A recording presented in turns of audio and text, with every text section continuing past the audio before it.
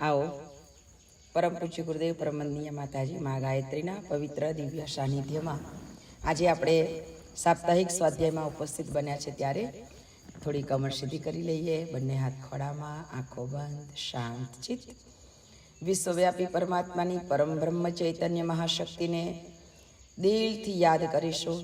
हृदय स्थाने तेनुं ध्यान करीशुं। हृदय थी प्रार्थना करीशुं। हे परम कृपाळु परमात्मा, आप महाशक्ति पुंज छो। आपनी दिव्य शक्ति चेतना ने अमे अमारा अंतःकरण में धारण करीए छीए। आपनु पवित्र दिव्य ओजस तेजस अने वर्चस्वथी भरेलू परम चैतन्य तत्व अमारा रोम रोम कण कण अणु अणु रक्तना बूंद बूंद में स्थापित थाओ। आपनु ये परम ब्रह्म तेज अमारा जन्म जन्मांतरना कषाय कलमस दोष दुर्गुण पाप कुसंस्कार थी अमने मुक्त करनार बने। आपनु स्मरण मात्र आत्मानी ओजस्विता तेजस्विता ने वर्चस्विता ने वृद्धि करे। आत्मानी उपरना तमाम प्रकारनी कालीमा ने दूर करी ए परम चैतन्य शक्ति नो पुंज भीतर में अनुभव करी शकीए एवी शक्ति प्रदान करो। मानव मात्र नु कल्याण थाय। पशु पक्षी जीव जंतु नु सर्व रीते शुभ अने मंगल थाओ। अंतःकरणीय मंगल प्रार्थना साथे स्वस्वर गायत्री महामंत्रनु उच्चारण करीशुं। ओम भूर्भुवः स्वः तत्सवितुर्वरेण्यं भर्गो देवस्य धीमहि धियो यो नः प्रचोदयात्। वयं बोधमयं नित्यं गुरुशङ्कररूपिणो यमाश्रितो हि वक्रोऽयपि चन्द्रः सर्वत्र वन्द्यते। अखण्डानन्दबोधाय शिष्यसन्तापहारिणे सच्चिदानन्दरूपाय तस्मै श्रीगुरवे नमः। या देवी सर्वभूतेषु मातृरूपेण संस्थिता नमस्तस्यै नमस्तस्यै नमस्तस्यै नमो नमः। परम पूज्य गुरुदेव परमवंदनीय माताजी आद्य शक्ति वेद माता देव माता विश्व माता माँ गायत्रीना पावन सानिध्य में संरक्षण में उपस्थित तमाम श्रद्धाळु वाला परिजन भाई बहनों, आप सौना अंतःकरण में विराजित परम चैतन्य स्वरूप परमात्मा ने मारा कोटि कोटि वंदन। आप सौनु हृदयथी अभिवादन स्वागत अपना साप्ताहिक स्वाध्याय में। सौने जय गुरुदेव। आजे अमरा अनाबेने अमने आशीर्वाद आपी दीधा।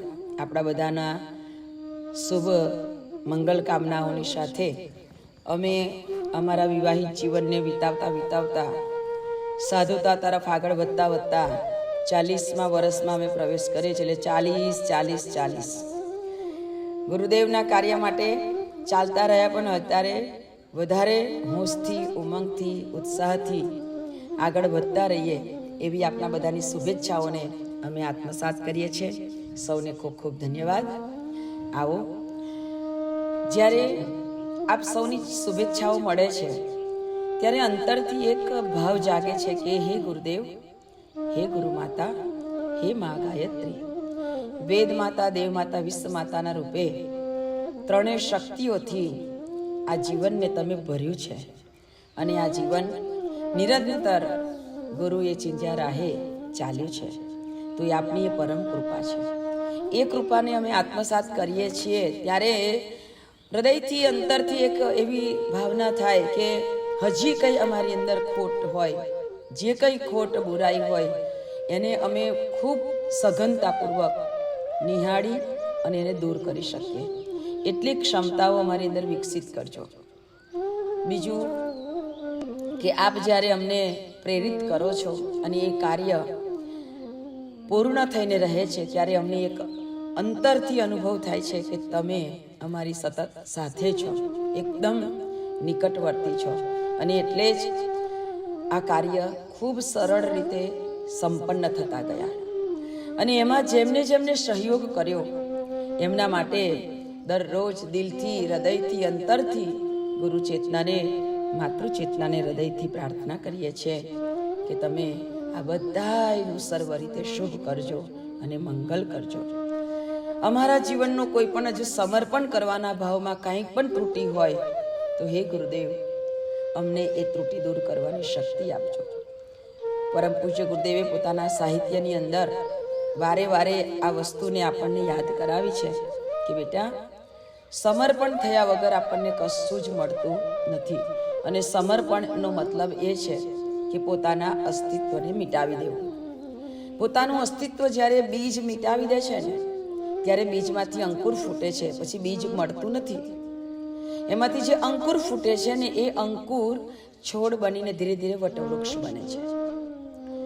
સમર્પણ થાય છે ને એક બૂંદનું, એક ટીપાનું કોઈ મહત્વ નથી, પરંતુ એક ટીપું, એક બૂંદ જ્યારે મહાસાગરમાં ભળીને પોતાનું અસ્તિત્વ મિટાવી દે છે, પોતાનું અલગ અસ્તિત્વ મિટાવી દે છે, ત્યારે એ મહાસાગર બને છે.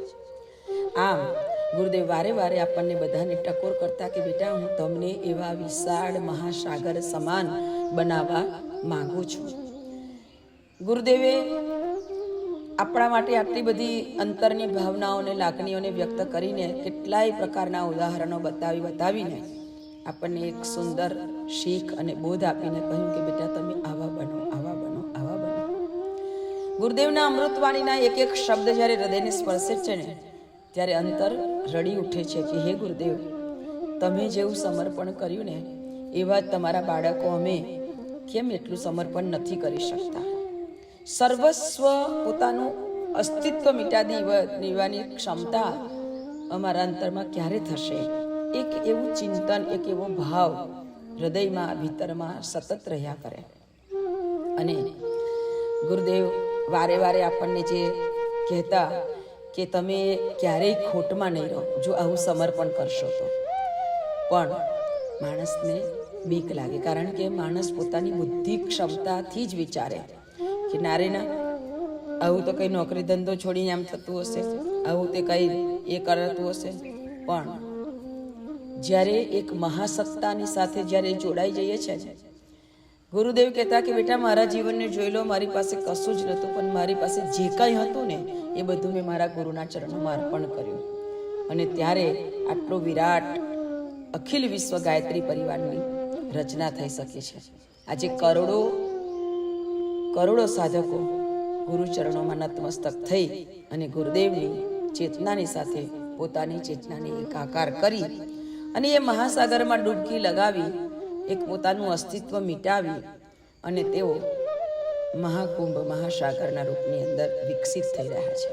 તો આપણે પણ આવા દિવસે ચિંતન મનન કરી અને એ જ વાત વિચારવાની રહી કે હે ગુરુદેવ, અમે ક્યાંય પાછા ના પડીએ. કેવું સમર્પણ! ગુરુદેવે બહુ સુંદર વાત બતાવી છે કે જ્યારે શ્રીવાસ્તી નગરીની અંદર કેટલાય વર્ષો પછી ભગવાનનું આગમન થવા જઈ રહ્યું હતું, ભગવાન બુદ્ધનું આગમન, ત્યારે શ્રીવાસ્તી નગરીના તમામ શેઠ, નગર શેઠ, મોટા મહાજનો, બધાય પરિવારો, ઊંચા કુળની અંદર રહેલા તમામે સજ્જનો, રાજા, મહારાજા, બધાય ચારે બાજુથી ભેગા થઈ અને એ ઉત્સવ મનાવવા જઈ રહ્યા હતા કે ભગવાનનું આગમન આજે આ સરસ મજાની આપણી નગરીમાં થવા જઈ રહી છે.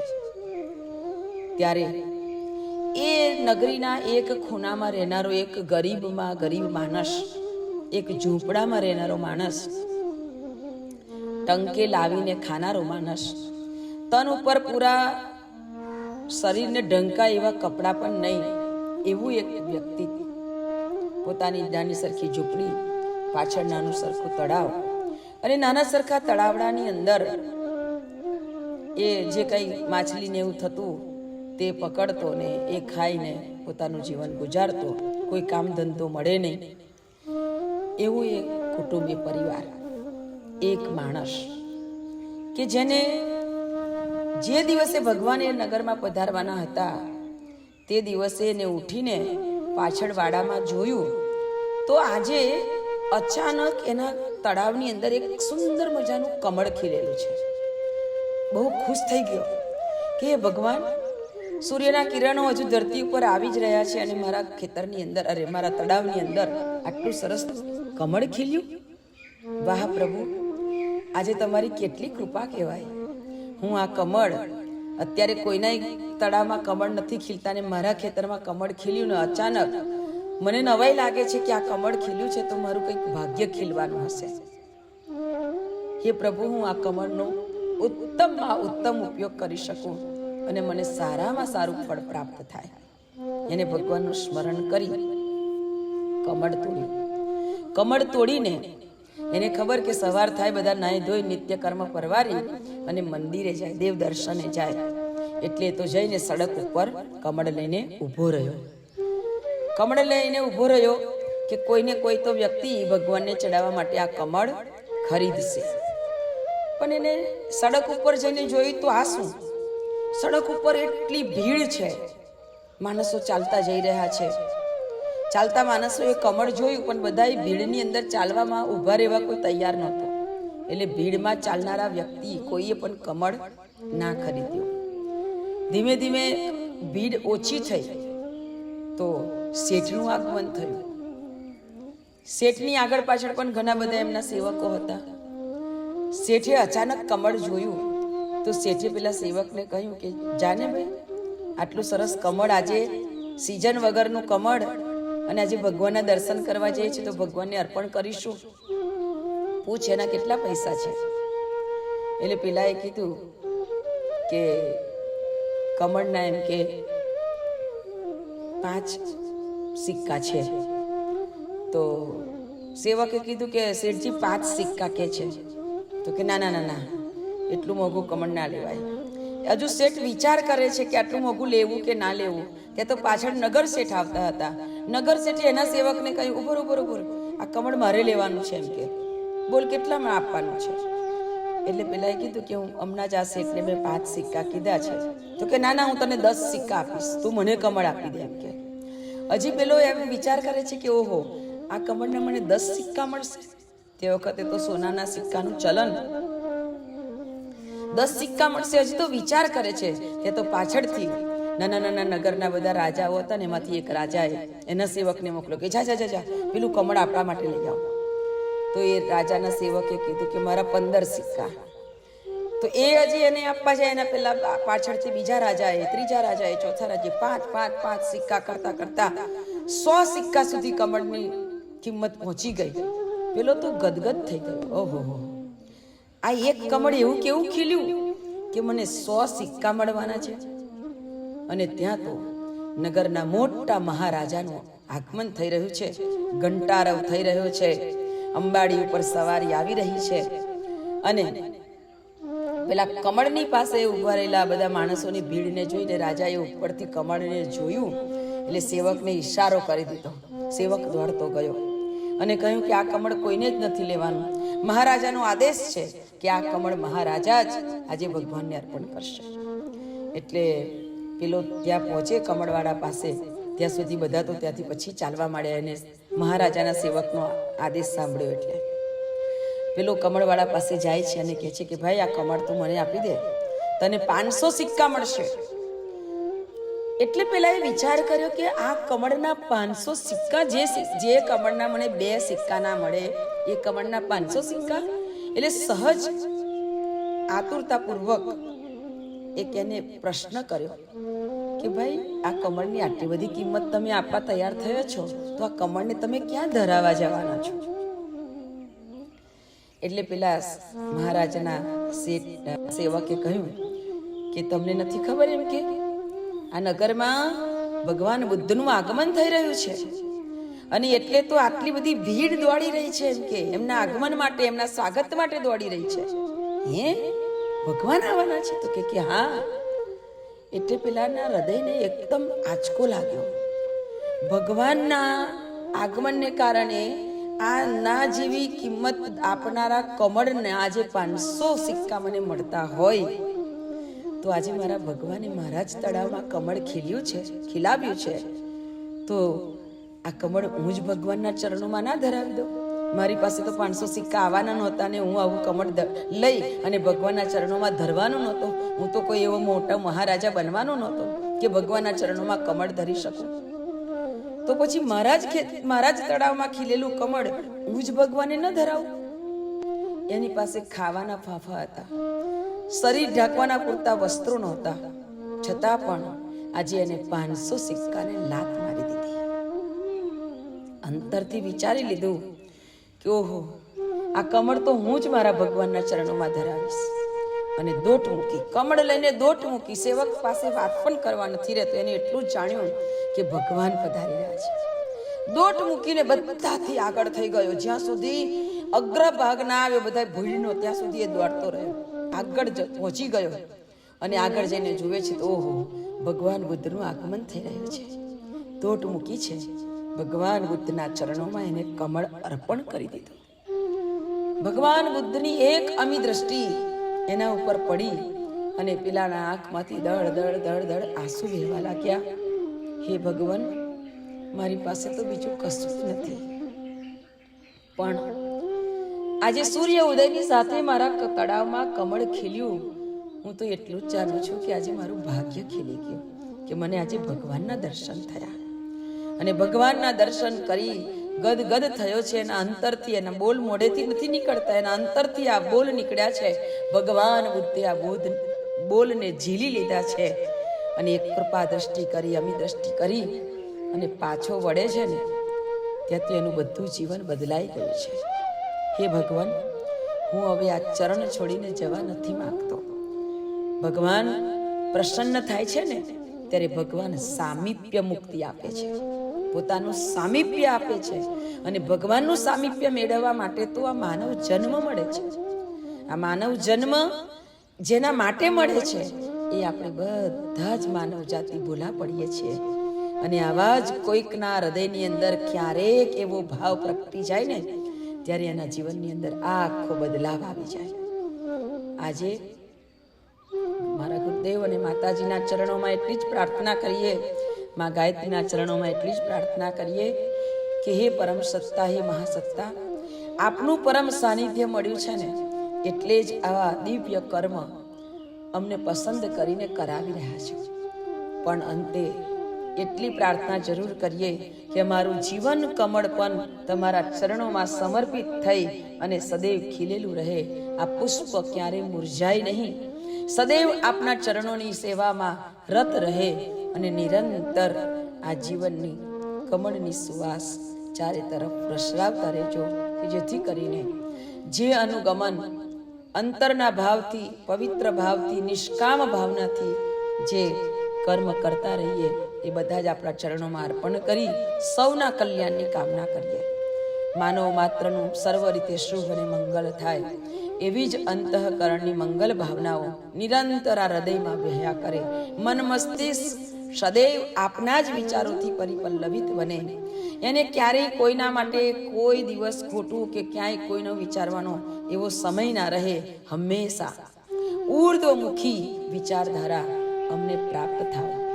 આજે અમારી સાથે જેટલા પણ મારા પરિજન ભાઈ બહેનો જોડાયા છે, હે ગુરુદેવ, હે ગુરુ માતા, હે મહાકાલ, હે પ્રજ્ઞા અવતાર, એ સૌના જીવનના, એમના સૌ દેવ પરિવારના સૌએ સૌ આત્માઓનું સર્વ રીતે શુભ કરજો, મંગલ કરજો. એ દૈવી આત્માઓને આપણા શરણમાં શરણાગતિ આપજો અને સદૈવ શુભ મંગલ કાર્ય કરતા રહીએ. આજે આપણે સ્વાધ્યાયમાં જોડાઈને એક થોડીક વાર માટે સત્સંગ કરીએ છીએ, પરંતુ આ સત્સંગ દ્વારા આપણા સૌના જીવનને ગુરુદેવ પોષી રહ્યા છે, તેમની પ્રાણ ચેતનાથી પોષી રહ્યા છે.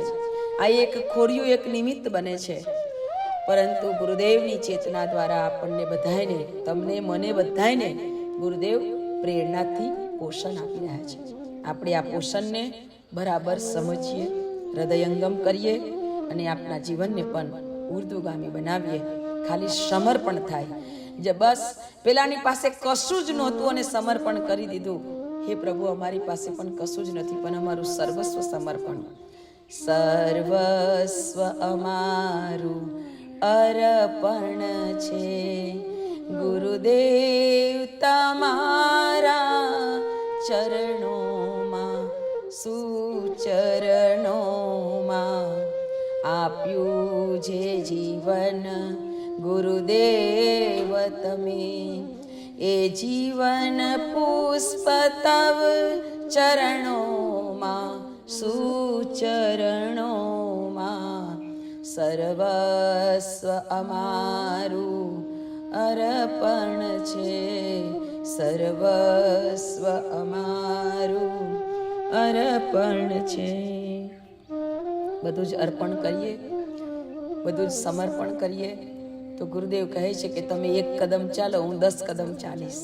તો બસ આપણા જીવનમાં બધી જ વખતે ગુરુ ચેતના, એક મહાચેતના, ગુરુર બ્રહ્મા ગુરુર વિષ્ણુ ગુરુર દેવો મહેશ્વરા, ગુરુર સાક્ષાત પરબ્રહ્મ, ગુરુ એટલે પરમેશ્વર, પરબ્રહ્મ, પરમાત્મા સદૈવ આપણી સાથે ગુરુ ચેતનાના રૂપમાં રહે, માર્ગદર્શક સત્તાના રૂપમાં રહે. સમય આવે ત્યારે આપણને ઠપકો આપે, ટપલી મારે અને આપણું જીવન સુધારે, સંવારે. બસ ક્યારેય પાછા ન પડીએ એવી હૃદયની મંગલ પ્રાર્થના સાથે આજના વાણી પુષ્પને સદગુરુ ચરણમાં અર્પણ કરું છું. સૌને જય ગુરુદેવ, જય ગાયત્રી માં.